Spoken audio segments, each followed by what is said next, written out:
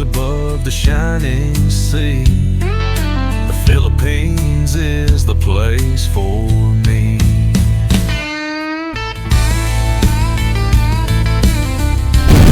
Every culture has their stories of the first humans to walk the earth. In my opinion, the best myth, and certainly the most superior, comes from the Philippines. In their story of creation, there was a great flood, and this bird was flying through the air, and in the ocean below, this bird, this seagull, saw a piece of bamboo and heard knocking on it. The bird picked up the bamboo and opened it, and inside the bamboo were the first humans, male and female. Malakas, the first male, or the first Filipino, and Maganda, the first woman, or the first Filipina. Okay, maybe this isn't the most scientific explanation for how it all got here, but with different couples emerging from different bamboo stalks, at least no one's going to be asking, where did Cain get his wife?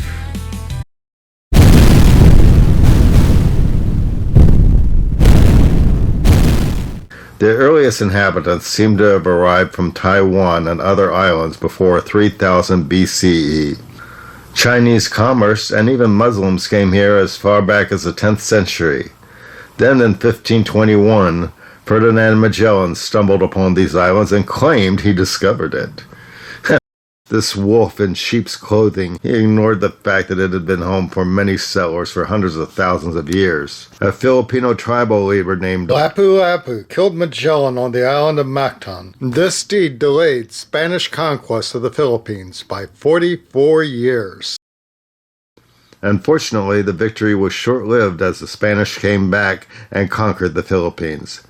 The Catholic Church tried to wipe away all traces of the religion of the original indigenous people and squashed the legacy of Lapu. Today, if you go to Cebu, you can see what is purported to be the Cross of Magellan, where the locals have a superstition that if you knock 3 times and make a wish under the cross, your wish may come true.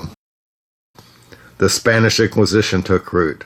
Spain and the Catholic Church controlled the Philippines for over 338 years. The United States helped the Philippines to drive out the Spanish.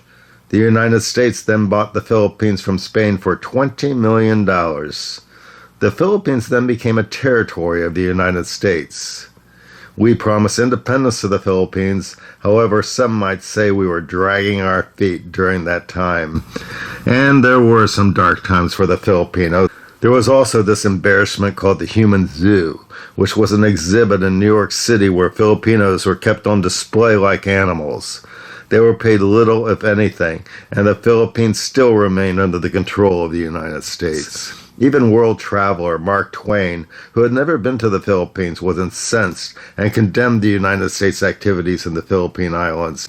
He told the Baltimore Sun on May the 10th, 1907, there were Filipinos fighting like blazes for their liberty. Spain would not hear to it. The United States stepped in, and after they had licked the enemy to a standstill, instead of freeing the Filipinos, they paid that enormous amount for an island which is of no earthly account to us. Just wanted to be like the aristocratic countries of Europe, which had possessions in foreign waters. The United States wanted to be in the swim, and it too had to branch out, like an American heiress buying a duke or an earl. The 1935 Constitution of the Republic of the Philippines was approved by the convention by a vote of 177 to 1. The Philippines now controlled their destiny. The spirit of Lapu was awakening. In 1961, on the island of Cebu, the site of Lapu-Lapu's victory over Magellan, a city was named after him, and his image had now become featured on the badge of the Philippines National Police. The spirit of Lapu had returned.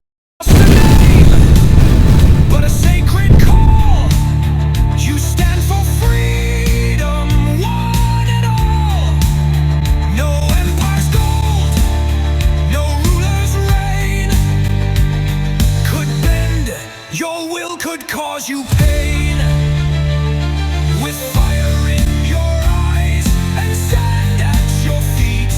You faced the storm, you wouldn't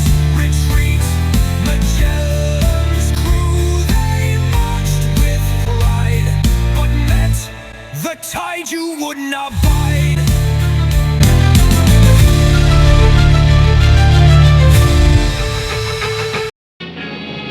This is The Beast of Blood by Eddie Romero. Eddie Romero didn't just make war films, but also war movies that depicted the struggle of Filipinos during World War II. You are not a prisoner of war. You are a spy. You are nothing. What do you talk? Will the American agent talk? Will he reveal the plans for General MacArthur's return to the Philippines? See the answer in The Raiders of Leyte Gulf. Throughout the 70s and during the Marcos era, the Philippines rolled out the red carpet for American producers to come to the Philippines and make their movies. Most of them drive-in classics like Beyond Atlantic. You will mate! You will mate! But there was a Philippine film industry developing behind the scenes, creating everything from comedies to science fiction. This is how I was introduced to the Philippines. Blood Island movies. Did you ever watch any of those kind of movies? I think not, sir. No? Okay. Maybe it's not on my generation. Xerox, directed by Richard Abelardo in 1958, speculated about the country's first lunar landing. It offered a Filipino twist on Jules Verne's From the Earth to the Moon. There's also a budding space program with the first Filipino astronaut, Chino Roque, picked to go on the first mission. This is called the Sky Elevator. Yeah, Japan has already, I think, started doing some work on that, and whereby the city actually hovers around just outside the exosphere, which is about 500 kilometers up in off the Earth. Renato Tracolino, a writer and film director, is pioneering a move to boost more science fiction in the Philippines with his novel Fate of a Distant Future. Manila 4000 AD? Yeah, because I envision that people are going to be living anyway in buildings. Like, there's not going to be any more of these houses. And there is a desire amongst the younger generation for the Philippines to get more involved with high tech. Despite this optimistic vision, the Philippines is still bogged down by the same problems that even we in the United States are having. We're experiencing poverty and an expanding homeless population. In many ways, the Philippines needs the help of charitable organizations the world over. That's why I was pleased to discover there is such an organization that exists for the purest of motives, to help people in need and to help them climb out of poverty. That group is the Humanist Alliance Philippines International, otherwise known as HAPI. It was founded by Marissa Langset, who is openly secular and is using her influence to help bring change and stability to the Philippines by working from the bottom up. One of the people working with her is Michael Shermer, a city planner from Florida who has met with mayors and has a desire to volunteer his expertise to helping the Filipino neighborhoods, or should I say the proper name, barangay. I feel very fortunate to be attached with HAPI. They're some of the most selfless, hardworking, loving people I've ever met in my life. They're all about helping humanity and fellow Filipinos.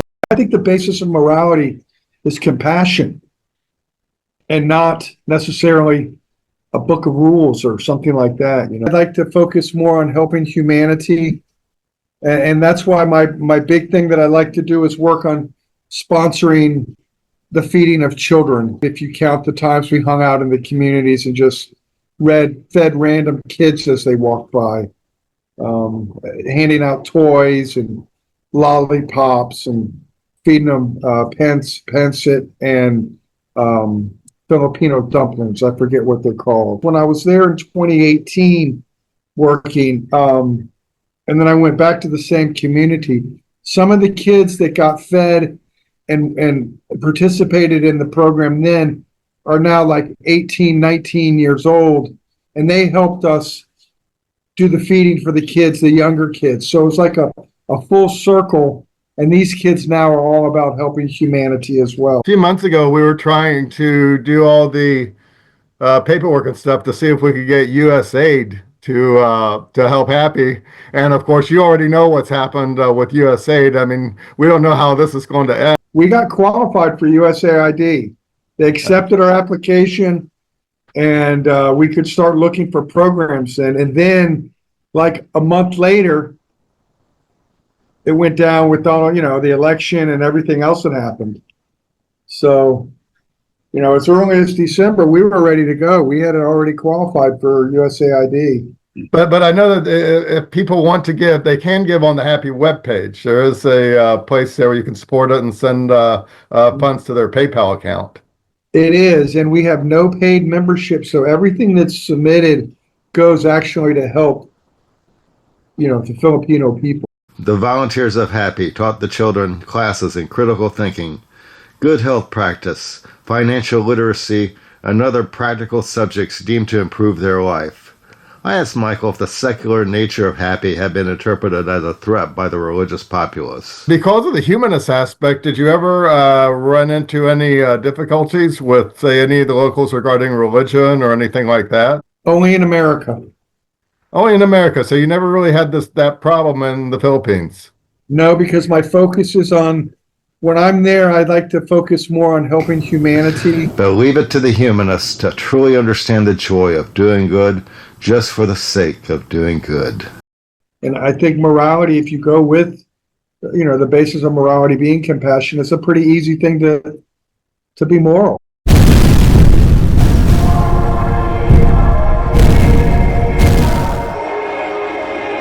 The Philippines certainly has more respect for their dead.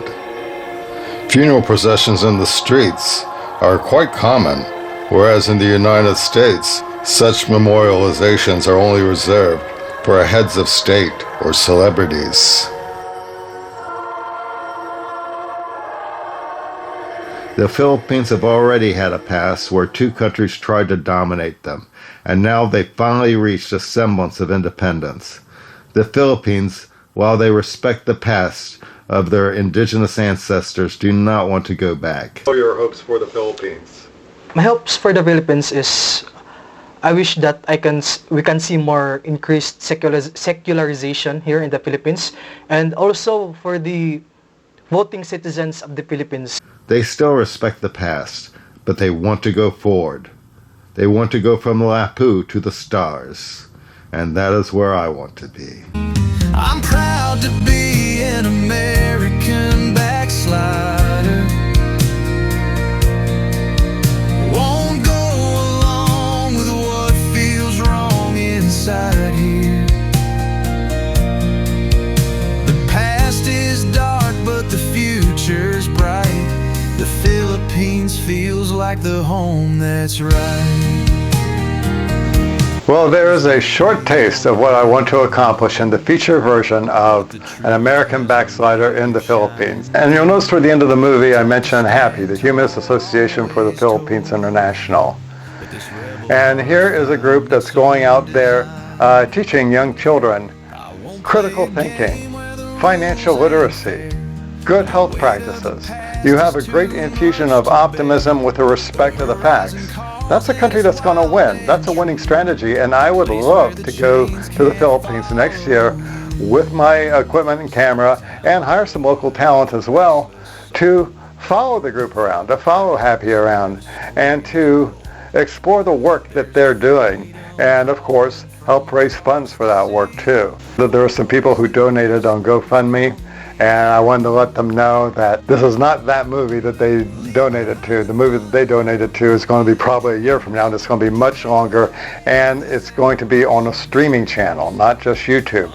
But for those who did contribute, to give you a taste of what will be coming when I have the feature film, let me give you a shout out. First of all, a great big shout out to Angela Walker for her donation, to Mark Richardson for his donation, to Catherine Nasworth for her donation, to all the people who wish to remain anonymous, and finally, and certainly not least of all, Marissa Torres Langseth, the founder of the Humanist Alliance of Philippines International, otherwise known as HAPI.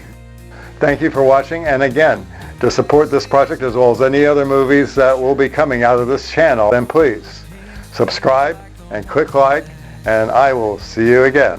Thanks for watching. I'm proud to be an American American backslider. I won't go along with what is wrong. From Lapu to the stars above the shining sea, the Philippines is the place for me.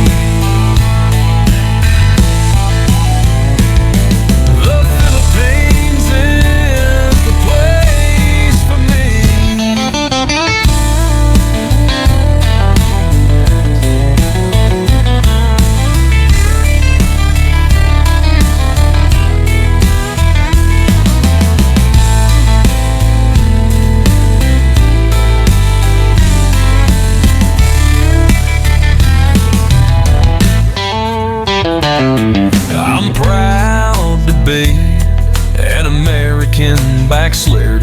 I won't go along with what is wrong.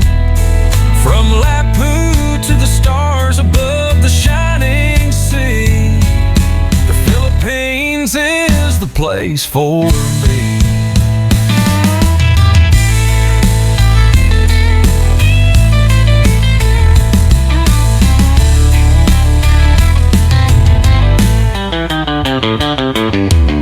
I'm proud to be an American backslider. I won't go along with what is wrong. From Lapu to the stars above the shining sea, the Philippines is the place for me. The Philippines is the place for me. The Philippines is the place for me.